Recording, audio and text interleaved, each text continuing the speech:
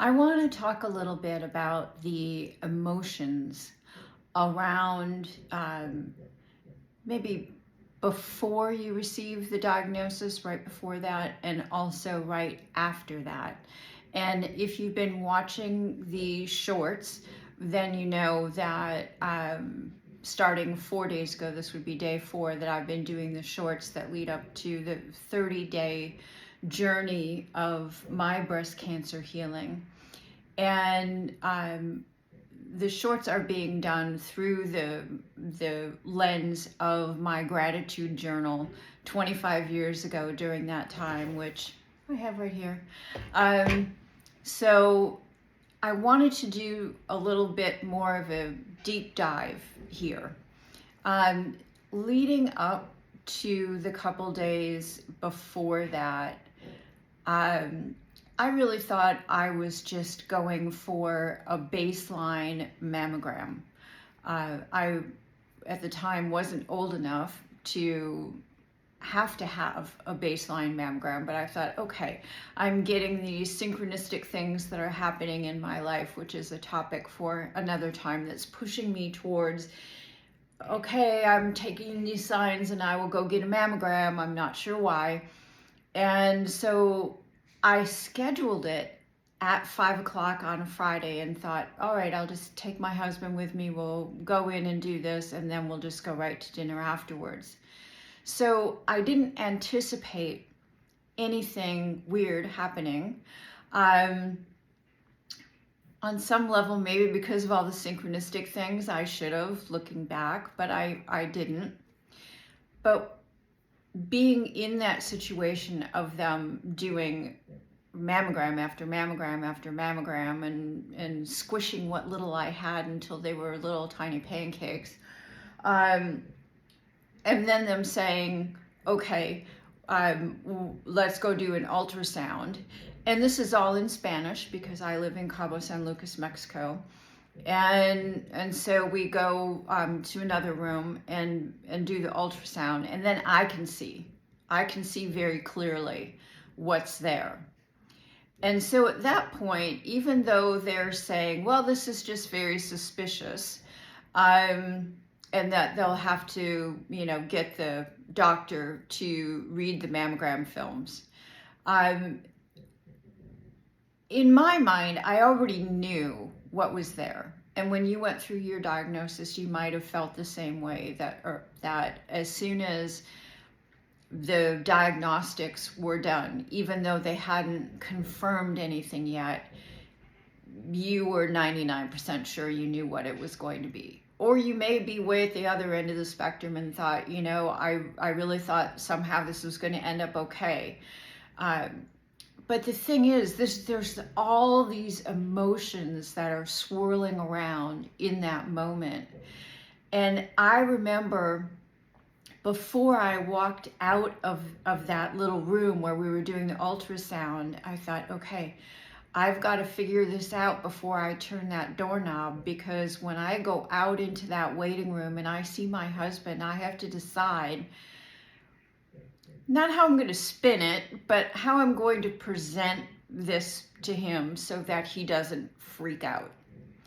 And so I took a beat. I took a minute to be in that room and kind of come up with what I was going to say.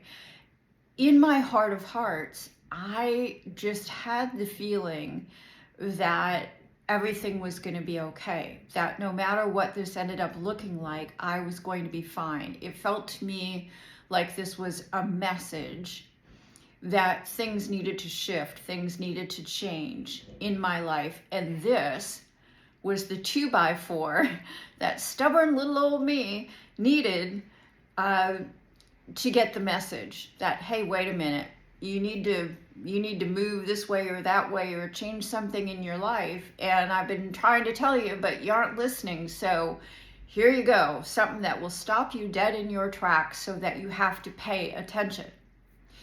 And that's how I received it. I received it that this was, getting whacked by that 2x4 going, wake up, and not a death sentence.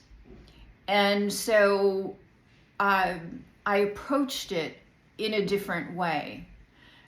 And I wanted my husband to understand that. So that's the terms I spoke to him in when I left that room.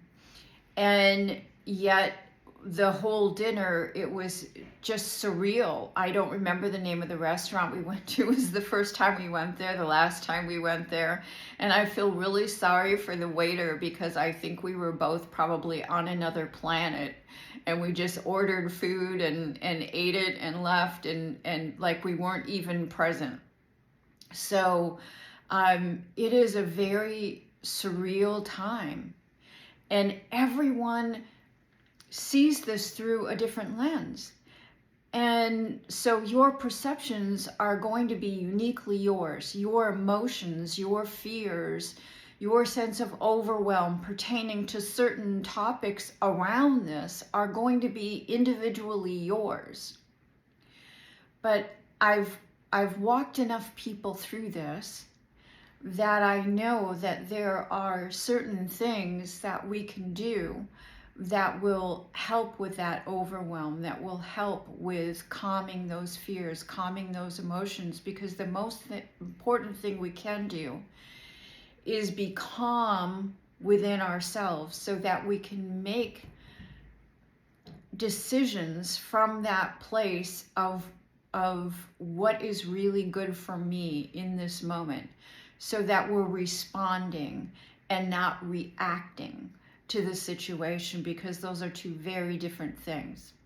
So if you have any questions at all, or are stuck in an emotion that you can't seem to get out of, or maybe it's been what you consider to be a good length of time and you're still in overwhelm, or you're still in fear, and you're like, I can't keep going like this, I need to shift something here so that I can be calmer, so that I'm not like at 100 with stress. Just either DM me privately on Facebook, or comment on YouTube, wherever it is that you're seeing this. If there's a way for you to privately connect with me, do that. And I'd be glad to message you back or do a video specifically to your concern. But watch the shorts that I've already done. That will continue for 30 days. And every few days I'll pop back into a regular video and do an extended version. Talk to you soon.